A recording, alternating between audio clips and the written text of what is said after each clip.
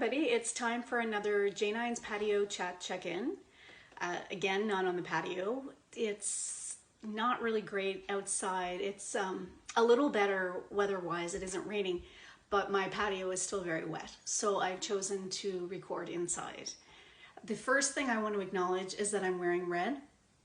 And I'm wearing red for the National Day of Awareness for missing and murdered Indigenous women and girls.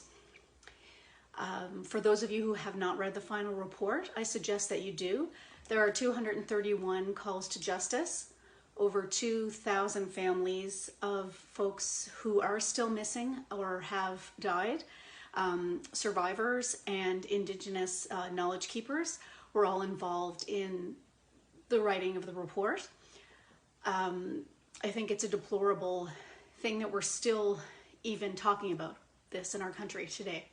So I would encourage you to take a moment to learn more if you don't already know. And I hope that you wore red today, like I did. And yes, so there is really no easy way to transition from talking about missing and murdered Indigenous women and girls. I'll do my best.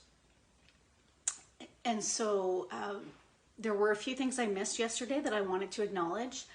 One being that it was National Firefighters Day and International Firefighters Day, I think it is. And I have a lot of firefighters in my life and I applaud the work they do, and I think they should be recognized and commended, as so many others should. So I just wanted to acknowledge that. And I also missed an anniversary yesterday of two special people very close to my heart, Heather and Jeff. So I wanted to wish you a happy anniversary. I hope you had a lovely anniversary. You are a beautiful couple. I always thought that. And I just think you have a beautiful love, and I love to see that. I love to see love. It's very sweet. So we can continue on to birthdays, and as you know, it is my birthday month, and I only mention that because my dear friend and colleague Teresa, who is so sweet, mentioned today on our team Zoom call that it was my birthday month, and also her daughter Marigan's birthday month. And Marigan, hi Marigan, shout out to you. It's our birthday month and no one's gonna stop us about talking about our birthdays. We can do that. So Teresa was just saying how much Marigan was talking about her birthday, and I totally understood that. And I just think celebrate, celebrate. When you have something to celebrate, why not? It's you know what?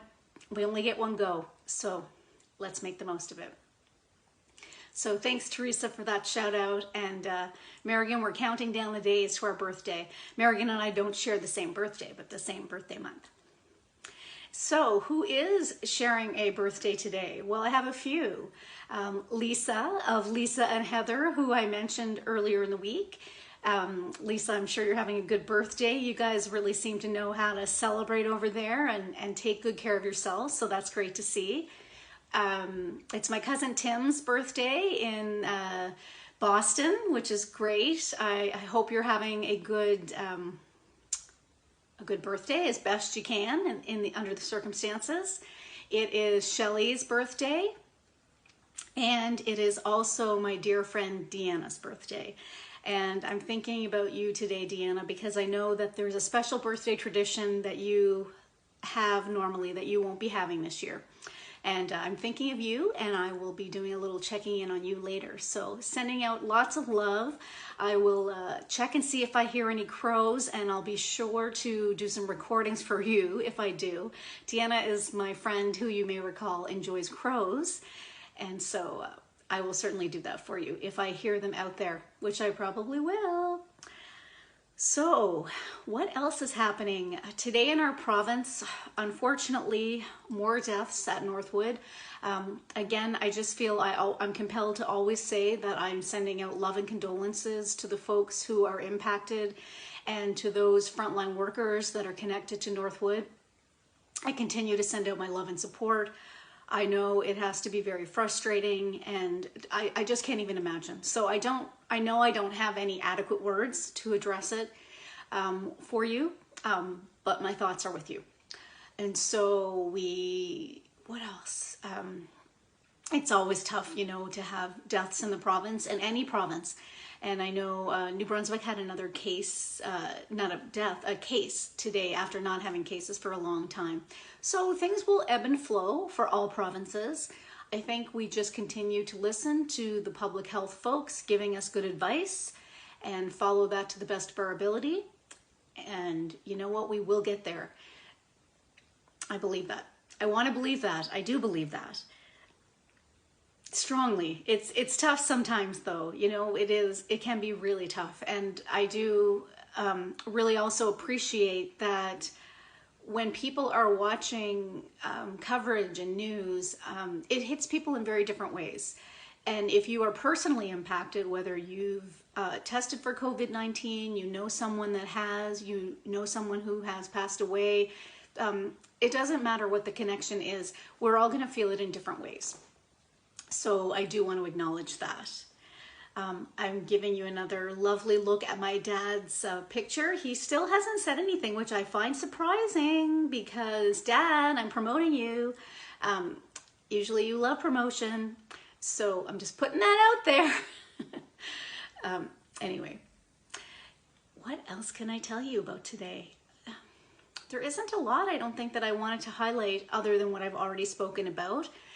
There are a few other things that I've highlighted on my Facebook today that I'm gonna talk about throughout the week. Really, today I wanted to focus on the fact that it was National Awareness Day for Missing and Murdered Indigenous Women. I think that, again, I think that's important to recognize and acknowledge. And I also, I was back to my regular job today. And it was great to see my team. I saw them today on Zoom.